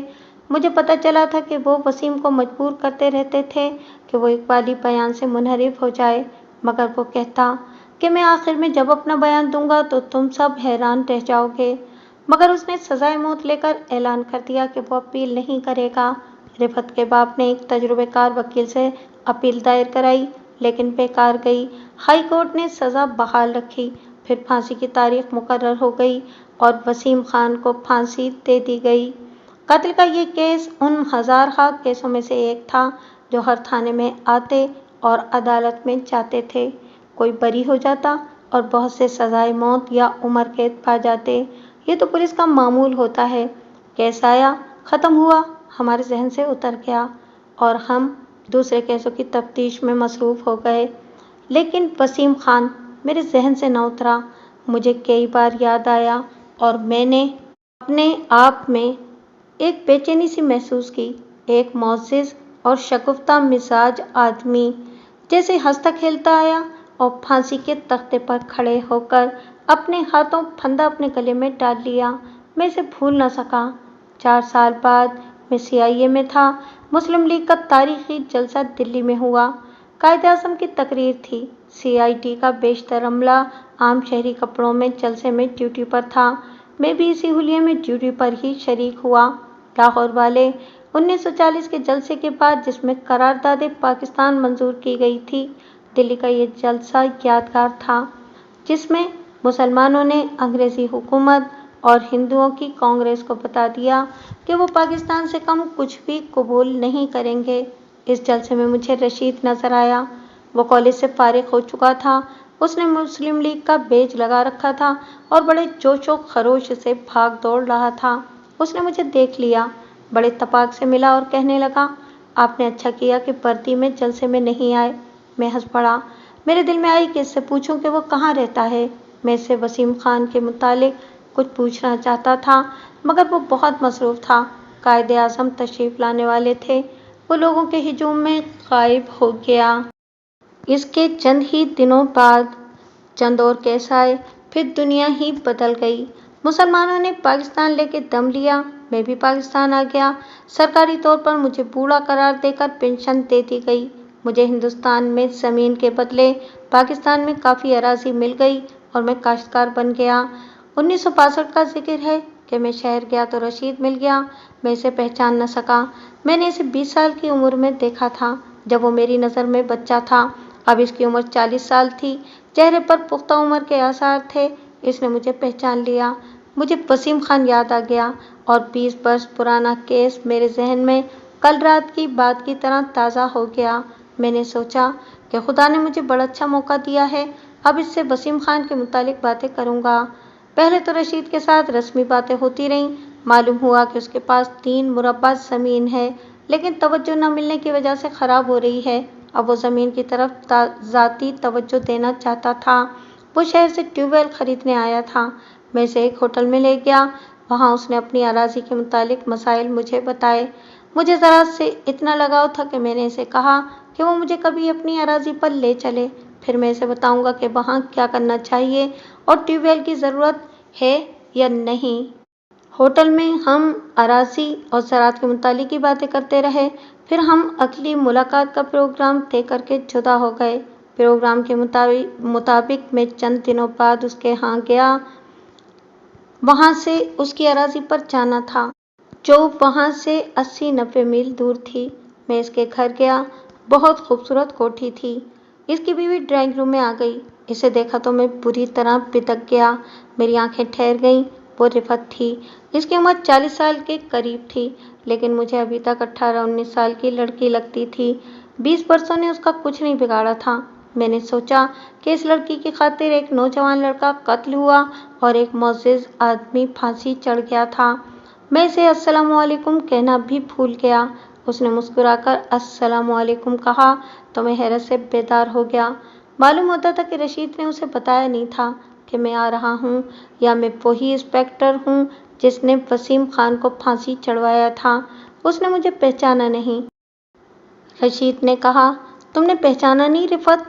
इंस्पेक्टर अहमद यार खान हैं ये, वसीम खान के केस वाले। रिफत के मुंह से आह की तरह निकला, ओह, और उसका इतना अच्छा रंग फीका पड़ गया।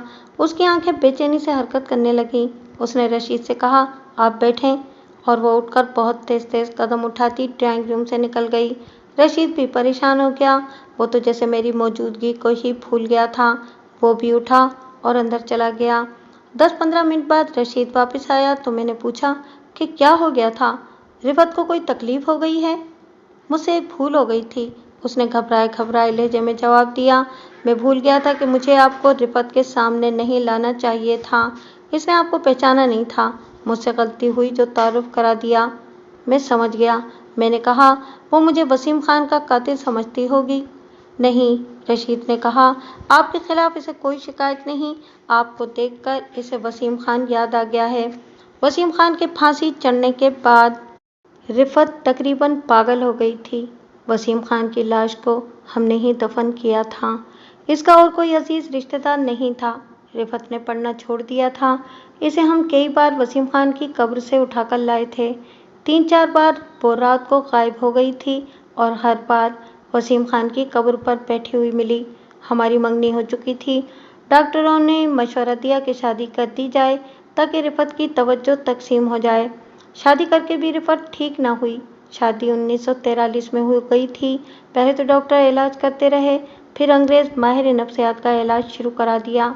इससे ये फ़ायदा हुआ कि 2-4 घंटों के लिए ये नॉर्मल हो जाती थी। इस दौरान एक बच्चा पैदा हुआ, मगर रिफत ने इसमें कोई दिलचस्पी न ली। पाकिस्तान बन गया। हम सितंबर 1947 में इंडिया से रवाना हुए। वहाँ से आने में हमें कोई मुश्किल पेश न आई। वालिद साहब मरहूम ने एक ट्रक का इंतज़ाम कर लिया था।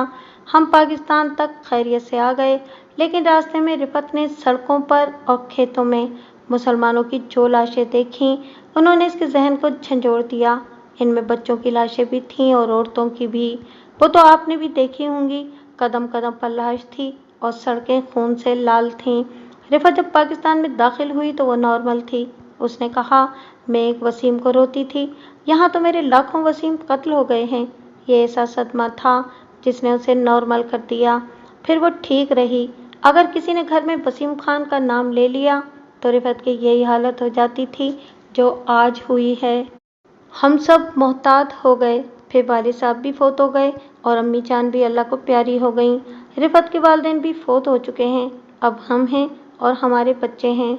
एक मुद्दत गुजर गई है कि घर में वसीम खान का नाम किसी ने नहीं लिया था। आज आपको देखकर रिफत को वसीम खान याद आ गया है। समझ जाएगी, मैं इसे एक गोली खिलाया हूँ। हाँ रशीद साहब, मैंने बड़े दुख से कहा। रिफत को इतना ही जज्बाती होना चाहिए था। वसीम खान इसी की इज्जत की खातिर फांसी चढ़ा था। नहीं, रशीद ने कहा और खामोश हो गया। जाने क्या सोचने लगा। उसने धीमी सी आवाज़ में कहा, रिफत की ज़हनी कैफियत की वजह कुछ और है। जब रशीद ने वजह बताई तो मुझे इस तरह धक्का लगा जैसे मेरे करीब बम फटा हो। उसने कहा, वसीम खान बेगुनाह फांसी चढ़ गया था। बेगुनाह? मैंने सोफे से उछलकर पूछा, क्या उसने इस लड़के को कत्ल नहीं किया था? नहीं, रशीद ने कहा, उस लड़के को मैंने कत्ल किया था। वसीम खान ने मेरे गले से फंदा उतार कर अपने गले में डाल लिया था। किसी वक्त आपको पूरी कहानी सुनाऊंगा। मैं वो रात इनके यहाँ ठहरा। दूसरे रोज़ रशीद मुझे अपनी कार में अपनी अराजी पर ले गया। मैंने अराजी की हालत देखकर इसे कई एक मशवरे दिए। कुछ काम वहीं के मज़ारों से शुरू करा दिए। इसके बाद मैं अपने चक में आ गया। अपने 2 तजुर्बेकार और ज़हीन मज़ारे रशीद को दे दिए। कई बार शहर गया, रशीद से मिला, इसे साथ लिया और इसकी अराजी पर गए। 3 महीने सर्फ करके मैंने रशीद के तकरीबन तमाम ज़रई मसाइल हल कर दिए। इन 3 महीनों में मैं इनके यहाँ 3-3 दिन भी रहा। रिफत मेरे साथ बेतकल्लुफ़ हो गई। उसने मुझे ज़हनी तौर पर यहाँ तक कबूल कर लिया कि इसका वो रद्द-ए-अमल न हुआ जो मुझे पहले रोज़ देखकर हुआ था। फिर इसमें ये तब्दीली भी आई कि मेरे पास बैठकर वसीम खान की बातें करने लगी। मैंने कुरेद कर उसकी सारी बातें सुन ली। रशीद ने भी मुझे सारी बात सुना दी और इस तरह जो कहानी मेरे सामने आई वो जज्बा इसार की एक गैर मामूली मिसाल है। मैं ये कहानी अपने अल्फाज में पेश करता हूँ। रिफत अमीर घराने की लड़की है। उसका ख़ानदान हिंदुस्तान के इसी शहर का रहने वाला था जहाँ कत्ल की वारदात हुई थी। रशीद भी अमीर कबीर घराने का फ़र्द है। वो इस शहर से कुछ दूर एक कस्बे का रहने वाला था। इस शहर में कॉलेज में पढ़ता और हॉस्टल में रहता था। रिफत लड़कियों के कॉलेज में पढ़ती थी। रिफत सेकंड ईयर में थी, रशीद थर्ड ईयर में। किसी तरह इनका तारुफ हो गया। फिर दोनों की मुलाकातें शुरू हो गईं। दोनों आज़ाद ख्याल अमीर घराने के थे। कोई रोक टोक नहीं थी, खुले बंदों मिलते रहे। रिफत हॉस्टल में उसके कमरे में भी जाती रही थी। दोनों जज्बाती थे, उम्र ही ऐसी थी। रिफत ने अपनी माँ से रशीद का जिक्र किया। माँ ने इसे कहा कि वो रशीद को घर लेके आए। रशीद इनके घर गया तो रिफत की माँ को वो अच्छा लगा। फिर इसका तारुफ रिफत के वालिद साहब से हुआ। इसके बाद रशीद रिफत के घर आने जाने लगा। छुट्टियों में रशीद अपने घर गया तो रिफत और उसके ख़ानदान का जिक्र अपने वालिदैन से किया। इसके वालिद साहब शहर में आए तो रशीद इन्हें रिफत के घर ले गया। दोनों के वालिद साहिबान एक दूसरे में घुल मिल गए। फिर इनकी मुलाकातें शुरू हो गईं और रशीद और रिफत की मंगनी हो गई। दोनों कॉलेज में पढ़ते रहे। ایک روز رفت رشید کے ہاسٹل میں گئی اور اسے کہا کہ دریا کے کنارے چلتے ہیں۔ رشید اسے دریا پہ لے گیا۔ تھوڑی دیر کشتی کی سیر کی، پھر دریا کے کنارے ٹہلتے ٹہلتے ذرا دور نکل گئے اور فوار پڑنے لگی۔ وہ درختوں کے نیچے جا کھڑے ہوئے۔ قریب ہی کہیں سے انہیں کسی کے گانے کی دھیمی دھیمی اور بڑی ہی سریلی آواز سنائی دی۔ وہ سمجھے کہ کوئی ملاح یا ماہی گیر ہوگا۔ وہ اس طرف چلے گئے۔ وہاں قدرتی بیلوں نے 2-3 درختوں پر چڑھ کر ایک کمرہ سا بنا رکھا تھا۔ وہاں ایک خوش وضع اور خوش پوش شخص کھڑا گا رہا تھا۔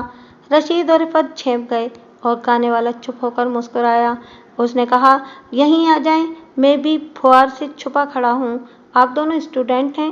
رفت نے اپنا اور رشید کا تعارف کرایا اور اس آدمی نے اپنا نام وسیم خان بتایا۔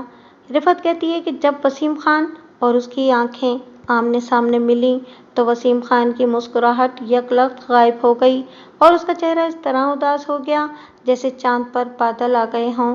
یہ تبدیلی اتنی نمایاں تھی کہ رفت پریشان سی ہو گئی۔ وسیم خان نے اس سے پوچھا، آپ کہاں کی رہنے والی ہیں؟ رفت نے اسے بتا دیا۔ وسیم خان گہری سوچ میں کھو گیا۔ رشید نے یہ کہانی سناتے ہوئے اپنے اس وقت کے تاثرات ان الفاظ میں بیان کیے۔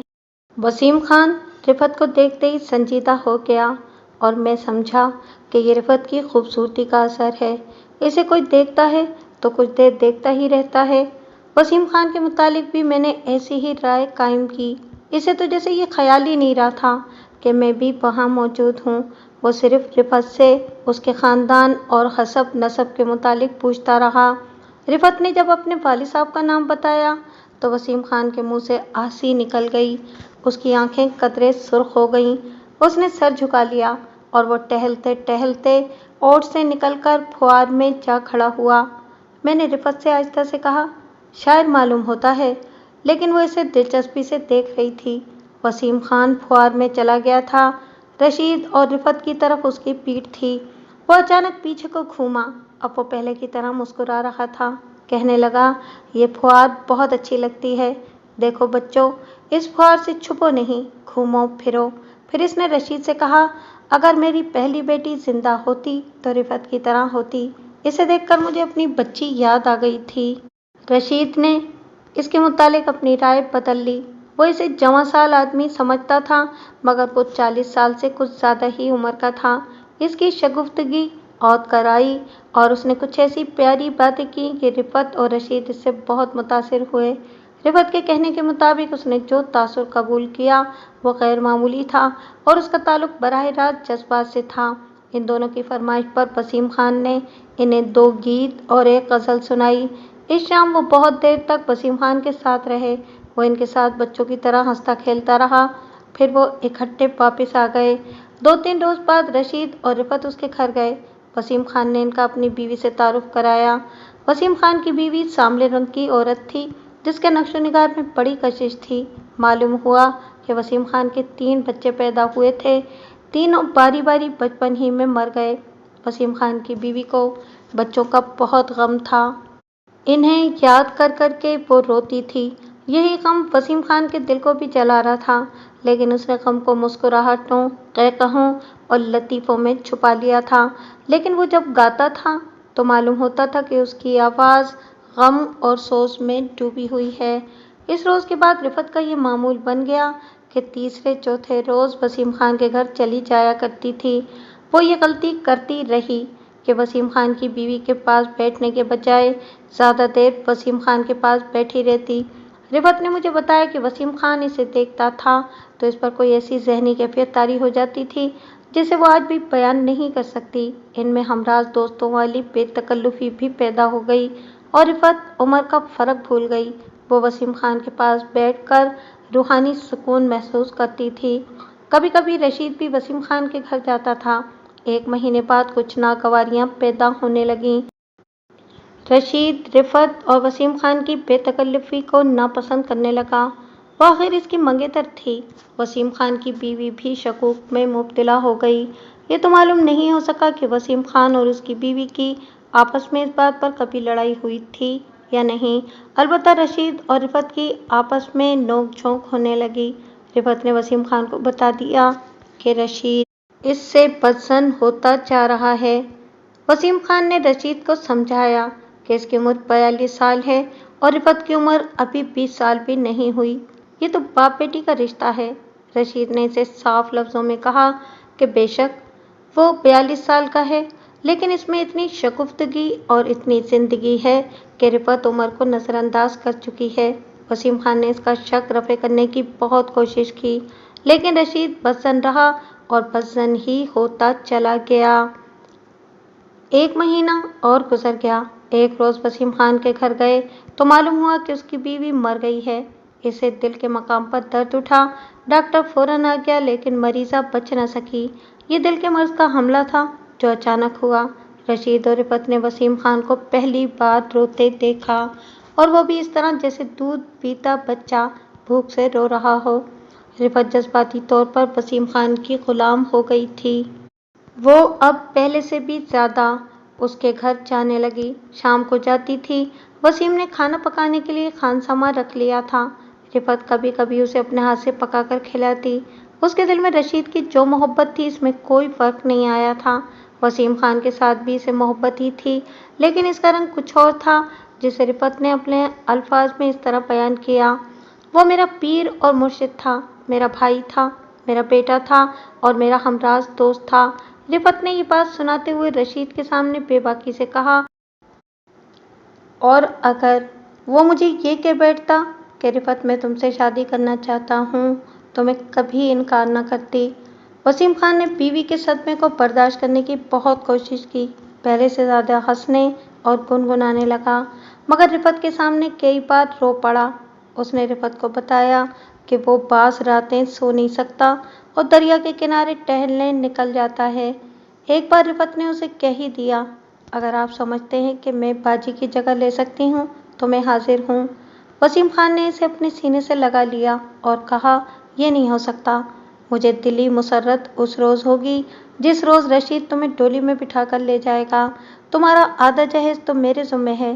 جب تمہاری شادی کا دن مقرر ہو جائے گا تو تم سے اور رشید سے پوچھوں گا کہ تمہارے لیے کیا کچھ بناؤں۔ میرا اب دنیا میں کون ہے؟ رفعت نے یہ ساری باتیں رشید کو بتائیں، لیکن رشید کا دل صاف نہ ہو سکا۔ رشید جذباتی اور زود رنج تھا۔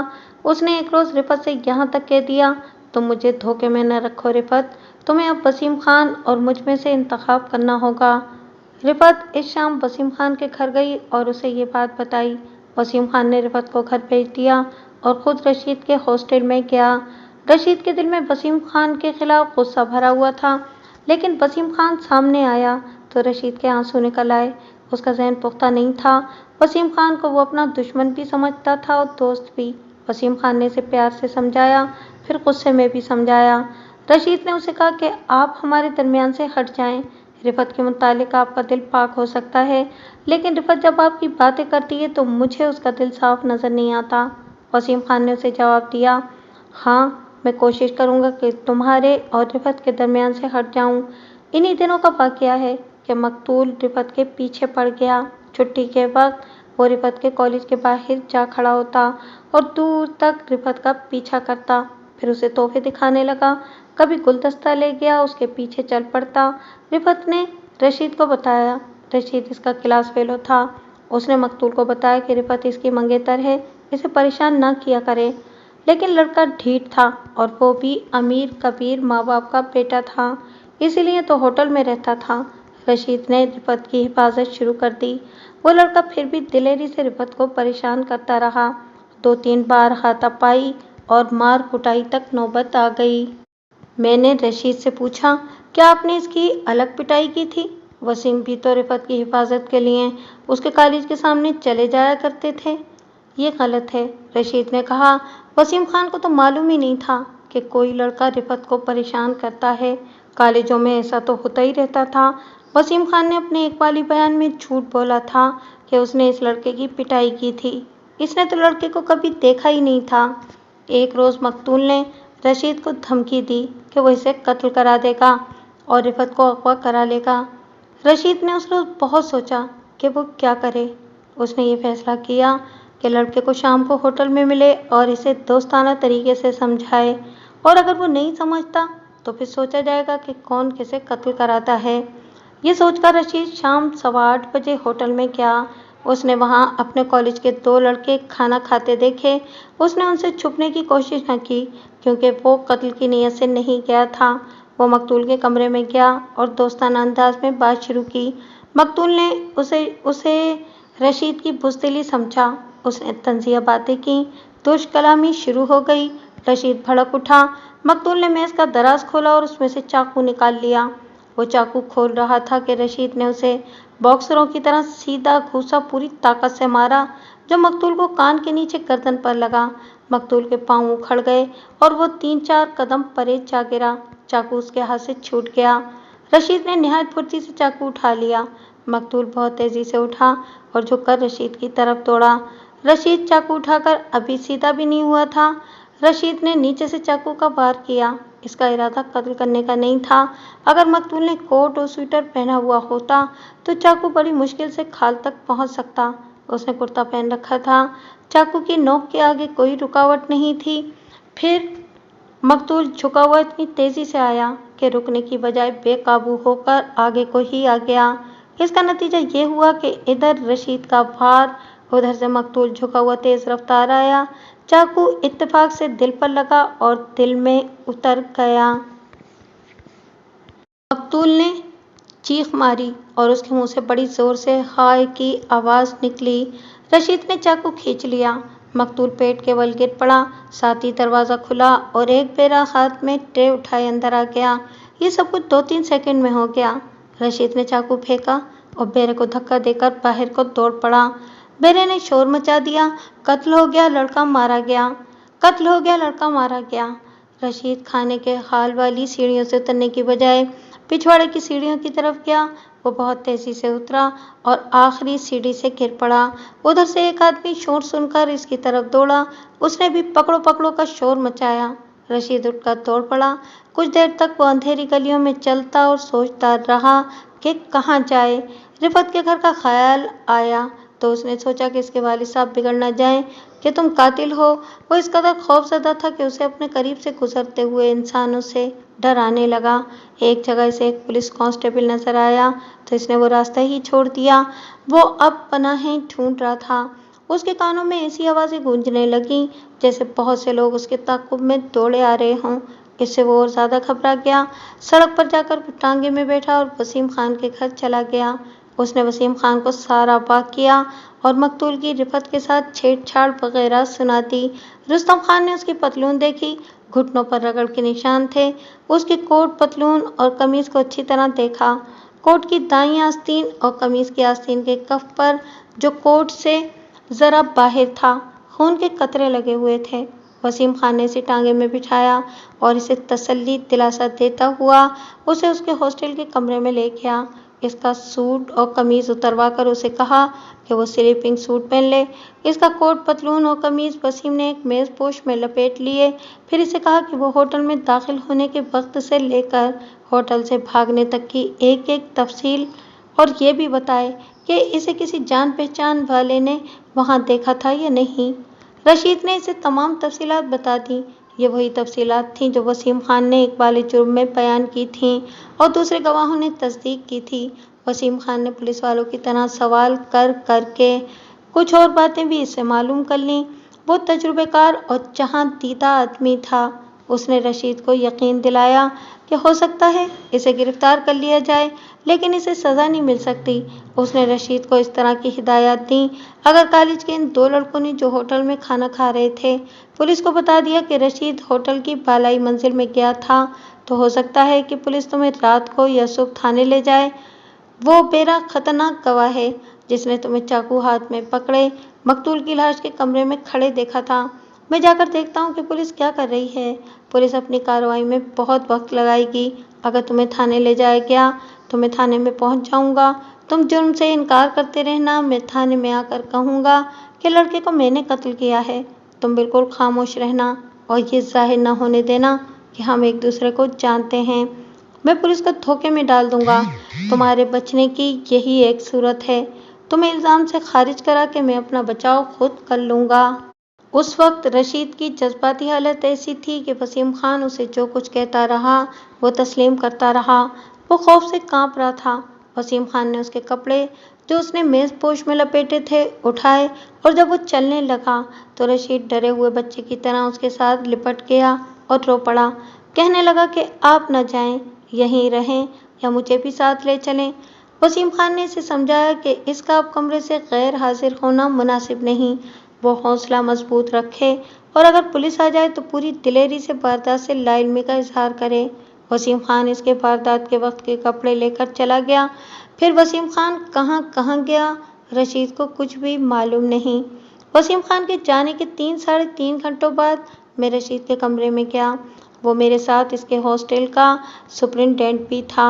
ये चंद घंटे रशीद के लिए क़यामत की घड़ियां थीं। अगर वसीम खान इसे हिदायत न दे गया होता तो रशीद भाग जाता और जब मफरूर मुल्जिम की हैसियत से पकड़ा जाता तो ये कहानी जो मुझे 1962 में सुनाई गई 1942 में फांसी के तख्ते पर ही ख़त्म हो जाती। मेरी राय यह है कि अगर वसीम खान अपने आप को पेश न कर देता तो रशीद को यकीनन सजाए मौत हो जाती या सेशन जज इसकी कम उम्री पर रहम करते हुए उम्र कैद की सज़ा सुना देता। लेकिन अंग्रेज सेशन जज से रहम की तवक्को नहीं रखी जा सकती थी।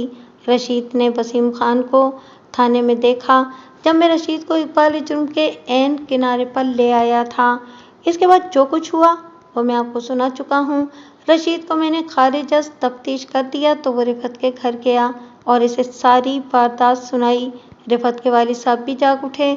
रशीद ने इन्हें भी बताया कि इसका एक क्लास फेलो इसके हाथों कत्ल हो गया है और वसीम खान ने ड्रामा खेला है।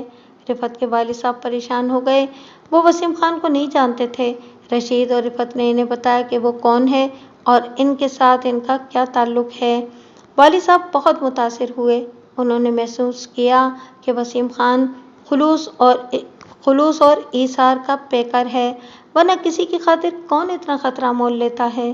वो उसी वक्त पुलिस स्टेशन गए। आगे मैं था, मैं SHO था। मैंने इन्हें वसीम खान से मिलने की इजाज़त नहीं दी क्योंकि मुझे अभी वसीम खान का इकबाली बयान मजिस्ट्रेट के सामने ले जाकर कलमबंद कराना था। मैंने इन्हें बताया कि 4-5 दिनों तक वसीम खान को जेल के हवालात में भेज दिया जाएगा, वहाँ आप इसे आसानी से मिल सकते हैं। मैंने छठे रोज़ अपनी कार्रवाई मुकम्मल कर ली।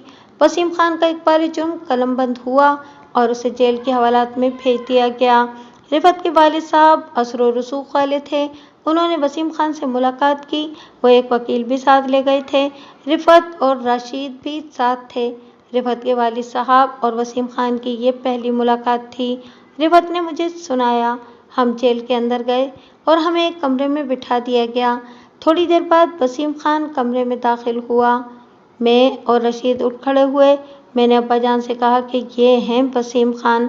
अब्बा जान ने वसीम खान को देखा तो इनका मुंह और आंखें हैरत से खुल गईं। वसीम खान मुस्कुरा रहे थे। अब्बा जान के मुंह से जैसे सिसकी निकली। उन्होंने कहा, वसीम, तुम? वसीम खान ने मुस्कुराकर जवाब दिया, जिंदगी का सफ़र अजीब है। बिछड़े हुए मुसाफिर किसी न किसी मंजिल, किसी न किसी मोड़ पर मिल ही जाते हैं। वसीम खान हमेशा ऐसी ही बातें करते थे और इनकी यही बातें मुझे बहुत पसंद थीं। वसीम खान ने अब्बा जान की तरफ हाथ बढ़ाया, लेकिन अब्बा जान ने हाथ मिलाने की बजाय वसीम खान को बाजुओं में ले लिया और कितनी ही देर दोनों एक दूसरे के सीने से लगे रहे। बहुत मुख्तसर बातें हुई। मैं सोचती रही, क्या अब्बा जान और वसीम एक दूसरे को जानते हैं? इनके दरमियान केस के मुतालिक बातें होती रहीं। वकील ने इन्हें बताया कि वो जब सेशन कोर्ट में जाएं तो इकबाली बयान से मुनहरिफ हो जाएं और बयान दें कि पुलिस ने तशद्दुद से बयान लिया है। मैंने देखा कि वसीम खान वकील और अब्बा जान की बातों को पूरे ध्यान से सुन ही नहीं रहे थे। उन्होंने हम सबको ये कहकर बेफिक्र रहने को कहा कि मैंने रशीद को बचाने के लिए पुलिस को गुमराह किया है। पुलिस खुश है कि मैंने इकबाली जुर्म करके शहादत और सबूत भी मुहैया किए हैं, लेकिन मैं आखिर में जो बयान दूंगा वो आप सबको हैरान कर देगा। मैं बरी हो जाऊंगा। वकील ने इन्हें कहा, वसीम साहब, आपने इन बच्चों की खातिर इसार किया है, लेकिन ये ख्याल रखिएगा कि कानून आग होती है, इससे खेलना बड़ा ख़तरनाक है। अदालत میں میری ہدایت کو نظر انداز نہ کیجیے گا، مجھے سیشن کورٹ کا خطرہ نظر آتا ہے۔ وسیم خان خوش تھا، جیسے قتل کا جرم اپنے سر لے کر قید ہو جانا کوئی بات ہی نہیں۔ اس نے ہم سب کو یقین دلایا کہ اس نے جو ڈرامہ کھیلا ہے اس کا انجام اچھا ہوگا۔ رفعت نے مجھے سنایا۔ ہم گھر آ گئے۔ ابا جان نے مجھ سے پوچھا کہ وسیم سے میری ملاقات کس طرح ہوئی تھی۔ میں انہیں پہلے ہی بتا چکی تھی، ایک بار پھر بتا دیا۔ انہوں نے پوچھا، وسیم نے تم سے میرے متعلق پوچھا تھا؟ میں نے جواب دیا کہ میں نے وسیم خان کو آپ کا نام بھی بتایا تھا اور امی مرحومہ کا بھی۔ میں نے انہیں یہ بھی بتایا تھا کہ ہم کہاں کے رہنے والے ہیں۔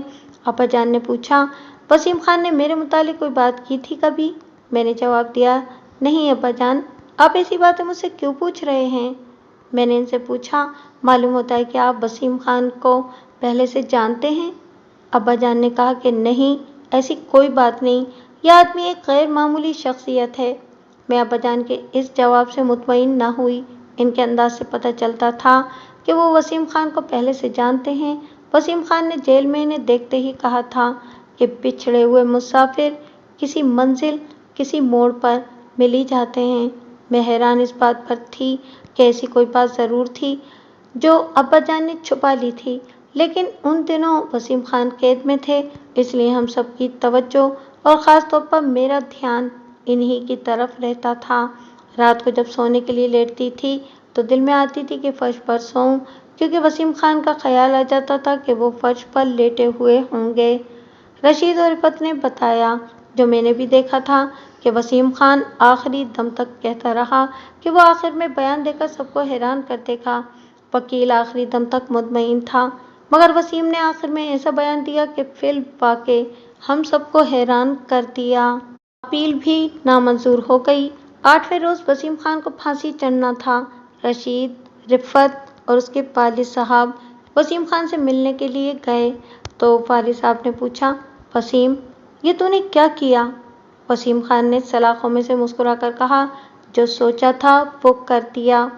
رشید کہتا ہے کہ وسیم خان کی مسکراہٹ پہلے سے زیادہ شوق اور مسرت سے بھرپور تھی۔ وہ خوش تھا اور بہت ہی خوش۔ رفعت اور رشید کی رو رو کر ہچکیاں بن گئیں۔ رفعت کے ابا جان بھی روتے رہے اور وسیم خان سب کو ہنس ہنس کر تسلیاں دیتا رہا۔ اس کے بعد سب ہر روز وسیم خان سے ملنے جاتے رہے۔ ایک روز وسیم خان نے رشید سے آہستہ سے کہا، ایک دن تم اور رفعت آنا، ابا جان کو ساتھ نہ لانا۔ ایک روز صرف رشید اور رفعت اسے ملنے گئے۔ پھانسی میں صرف اگلا دن باقی تھا۔ وسیم خان نے رشید سے کہا، تم مجھے اپنا رقیب سمجھتے رہے ہو رشید، آج تمہارے دل سے سارے شکوک رفع کر دوں گا۔ تم نے ایک روز مجھے کہا تھا کہ میرے اور رفعت کے درمیان سے ہٹ جاؤ، میں تمہارے سامنے سے ہمیشہ کے لیے ہٹ رہا ہوں۔ یہ سن کر رشید کی دھاڑیں نکل گئیں۔ وسیم خان نے سلاخوں میں سے ہاتھ باہر نکال کر رشید کے سر اور منہ پر پھیرا اور کہا، میں تم پر طنز نہیں کر رہا رشید، میں نے آج تمہیں ایک کہانی سنانے کے لیے بلایا تھا۔ یہ کہانی رفعت کے لیے زیادہ دلچسپ ہوگی۔ وسیم خان نے انڈیا کے ایک اور شہر کا نام لے کر کہا، میں وہاں کا رہنے والا ہوں۔ اپنی بہت ساری زمین تھی، بہت بڑی حویلی تھی اور میں ماں باپ کا اکلوتا بچہ تھا۔ میں شہزادوں کی طرح بڑا ہوا، تمہاری طرح شہزادوں کی طرح کالج میں پڑھتا رہا۔ کالج میں ہی تھا کہ میری شادی ہو گئی۔ وہ جاگیرداروں کے گھرانے کی بہت اچھی اور بہت خوبصورت لڑکی تھی۔ ہم ایک دوسرے میں گھل مل گئے اور شادی کے تیسرے مہینے میرے والد صاحب فوت ہو گئے۔ میرے ایک ماموں اور 2 چچے تھے۔ چچے ہماری جائیداد کے پیچھے پڑ گئے۔ انہوں نے میری ماں کو دھمکیاں بھی دیں اور مختلف طریقوں سے پریشان کرنے لگے۔ انہوں نے مجھے غائب کر دینے کی بھی دھمکیاں دیں۔ صرف ماموں ہمارا طرفدار تھا۔ ایک روز اس کی میرے چچوں سے لڑائی ہو گئی جس میں میرا ماموں قتل ہو گیا۔ 6 مہینے بعد چچے صاف بری ہو کر آ گئے۔ میری ماں کو میرے والد صاحب کا ہی غم بہت تھا۔ اب اس کا سگا بھائی بھی مارا گیا۔ یہ غم اسے لے بیٹھا اور وہ مر گئی۔ میں اکیلا رہ گیا۔ میں اس وقت 3rd ایئر میں پڑھتا تھا۔ پھر معلوم نہیں کیسے کیا ہوا کہ تمام زمین کے مالک میرے چچا بن گئے۔ میرا زمین پر کوئی حق نہ رہا۔ میرے گھر کی شان و شوکت اسی زمین سے تھی، وہ نہ رہی، صرف حویلی اور ماں کے زیورات اور کچھ نقدی رہ گئی۔ میں نے تعلیم جاری رکھی۔ میری بیوی نے میرا خوب ساتھ دیا، وہ میرے لیے جذباتی سہارا تھی۔ मेरे लिए मुसीबत का वक्त तो अभी आ रहा था। मेरे ससुराल वाले बड़े अच्छे लोग थे, मगर इनका रवैया बदल गया और वो मुझे परेशान करने लगे। कभी ताने देते कि मैं इनकी बेटी की ज़रूरियात पूरी नहीं करता, कभी कहते कि वो बीमार पड़ जाती है तो मैं उसका इलाज नहीं कराता। इनकी ये शिकायत बिल्कुल सही थी। घर में अब कोई नौकर नहीं रहा था। मुझसे ससुर और सास ने ये कभी भी न पूछा कि वसीम, तुम माँ बाप के शहजादे थे, अब किस तरह जिंदगी गुजरती है, हमारे घर ही आ जाओ। इन्हें तो ये शिकायत भी थी कि मैं तालीम पर पैसा ज़ाया कर रहा हूँ। मेरी बीवी मैके जाती तो इसे माँ बाप वापस ना आने देते। वो वापस आती तो अपने माँ बाप को नाराज़ करके ज़बरदस्ती आती। ससुराल इसी शहर में रहते थे। एक रोज़ बीवी ने मुझे बताया कि उसके माँ बाप को मेरे खिलाफ दरअसल शिकायत यह है कि मेरी अब कोई ज़मीन नहीं और मैं इनकी हैसियत के मुताबिक नहीं रहा, लिहाजा वो ये चाहते हैं कि मैं बीवी को तलाक दे दूँ।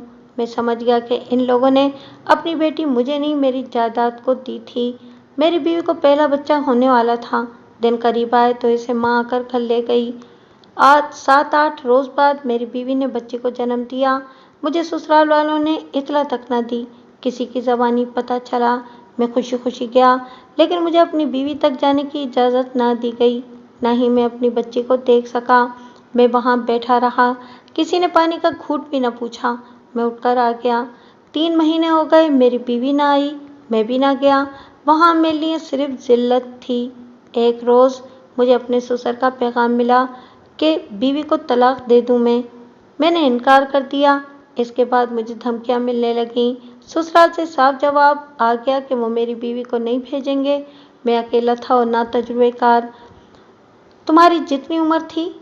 मैं चकरा गया। एक रात मेरे घर डाका पड़ा, मेरी जान बच गई, मगर घर में कुछ भी न रहा। जेवरात, नकदी और कीमती चीज़ें निकल गईं। दूसरे दिन ससुराल से पैगाम आया कि तलाकनामा लिख दो। मैंने तलाक लिख दी। पुलिस को लोगों के जोर देने पर रिपोर्ट दी कि मेरे घर डाका पड़ा है। पुलिस ने पूछा कि मुझे किस पर शक है। मैं जानता था कि डाकू मेरे ससुराल के किराए के डाकू थे। मैंने पुलिस को बताया कि मुझे किसी पर शक नहीं, मुझे सिर्फ अपनी बीवी का ख्याल था, मगर अब मैं इसे अपनी बीवी नहीं कह सकता था। इसकी दूसरी शादी कर दी गई। इसका दूसरा खामिद इसी शहर का एक अमीर सादा था। मैं इतना दिल बर्दाश्त हुआ कि हवेली बेच डाली। बहुत बड़ी हवेली थी, अच्छी रकम मिल गई। मैं इस शहर में आ गया और ये मकान खरीद लिया जहाँ मैं रहता था। खासी रकम बच गई। इससे मैंने बीए का आखिरी साल पूरा किया और डिग्री ले ली। नौकरी की तलाश की तो कोई जगह ना मिली। मैं जिस महकमे में मुलाजिम था उसके सबसे बड़े अफसर के पास चला गया। उसे बचपन से लेकर उस रोज़ तक की आप बीती सुना दी और उसे कहा कि तुम्हारी बादशाही में मुझ पर ये जुल्म होते रहे हैं। मैं ये नहीं कहता कि इन लोगों को सज़ा दी जाए, मुझे सिर्फ नौकरी चाहिए। वो मेरी मुसीबत की रुदात से इतना मुतासिर हुआ कि मुझे नहायत अच्छी नौकरी दे दी। मैंने मेहनत और दयानतदारी से काम किया। 2 साल बाद एक महकमाना इम्तहान पास कर लिया। मुझे तरक्की मिल गई। यह अंग्रेज़ अफसर मुझ में खुसूसी दिलचस्पी लेता था। छठे साल उसने मुझे ओहदा भी दे दिया। जो गम मैंने सहे वो अच्छे अच्छे बहादुरों को पागल कर देते हैं। मेरे अंदर गम भी था और गुस्सा भी। मुझे बड़ा ही खुशीला इंसान होना चाहिए था, लेकिन मैंने हंसना शुरू कर दिया। मैं जिंदा दिल आदमी बन गया। मैंने दरिया के किनारे किनारे दूर जाकर बुलंद आवाज़ से गाना शुरू कर दिया और लोग कहने लगे कि वसीम जिंदा दिल आदमी है, बहुत अच्छा गाता है। बाज़ों ने तो ये भी कहा कि जिसे कोई गम ना हो वो जिंदा दिल होगा और गवैया ना हो तो और क्या होगा। ये किसी को भी मालूम न था कि मैं सरापा गम हूँ और मेरा दिल बुरी तरह से मजरूह है। मुझे बीवी की याद आती थी तो मैं फिलवा के तड़पने लगता था। मैं तसव्वुरों में अपनी बच्ची से प्यार किया करता था और प्यार का नशा पूरा करने के लिए मैं हर उस इंसान के साथ मोहब्बत करने लगा जो किसी न किसी रंग में मजलूम था। मैंने इरादा कर लिया था कि सारी उम्र शादी नहीं करूँगा। एक रोज़ एक बेवा के मुतालिक पता चला कि 2 साल पहले तक उसका खामिद जिंदा था तो वो फारिकुल बाली से बापर्दा ज़िंदगी गुजारती थी। हामिद मर गया तो लोगों के घरों में काम करने लगी। इसकी एक जवान बेटी थी जिसे बाज़ लोग गुर्बत की वजह से ख़राब करना चाहते थे। चूँकि वो गरीब थी اس لیے کوئی اس سے شادی بھی نہیں کرنا چاہتا تھا۔ میں لڑکی کی ماں سے ملا، رشتہ طے کیا اور چند ایک آدمیوں کو بٹھا کر اس کی بیٹی کو بیاہ لایا۔ میں نے شادی کی خاطر شادی نہیں کی تھی، ایک لڑکی کو پناہ دی تھی۔ وہ بڑی اچھی بیوی ثابت ہوئی۔ 3 بچے پیدا ہوئے، تینوں مر گئے۔ وقت گزرتا چلا گیا اور 18-19 سال گزر گئے۔ پھر وہ شام آئی جب تم دونوں اچانک میری زندگی میں داخل ہوئے۔ تم دونوں شاید دیکھ نہیں سکے تھے کہ رفعت کو دیکھ کر میں چونک پڑا تھا اور میں افسردہ ہو گیا تھا۔ مجھے یوں محسوس ہوا جیسے میری پہلی بیوی آ گئی ہے۔ نقش و نگار میں ذرہ بھر فرق نہ تھا۔ اسی عمر میں وہ میرے گھر میں آئی تھی۔ میں نے انسانوں میں اتنی مشابہت کبھی نہیں دیکھی تھی۔ رفعت کی شکل میری پہلی بیوی سے زیادہ ملتی تھی۔ مجھے یہ دھوکہ ہوا جیسے میں اسے خواب میں دیکھ رہا ہوں۔ پھر ہم میں بے تکلفی پیدا ہو گئی تو میں نے رفعت سے اس نے نام بتایا تو میرے دل میں درد کی ایک ٹیس اٹھی۔ میں نے اس سے اس کی امی کا نام پوچھا تو اس نے امی کا نام بھی بتایا اور یہ بھی کہ اس کی امی اس کے بچپن میں مر گئی تھی۔ میرے سارے دھوکے صحیح ثابت ہوئے۔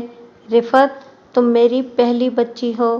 رشید نے سنایا کہ یہ سنتے ہی رفعت کی یہ حالت ہوئی کہ وہ سراخوں سے ٹکرائی اور ہاتھ اندر کر کے اس نے وسیم خان کا چہرہ اپنے ہاتھوں میں لے لیا۔ جیل کا جو سنتری پاس کھڑا تھا اس نے رفعت سے کہا، بی بی ہاتھ باہر رکھو۔ پھر وسیم خان کے ہاتھ باہر آ گئے۔ باپ بیٹی ملے تو اس وقت ملے جب ان کے درمیان سلاخیں اور موت حائل ہو چکی تھی۔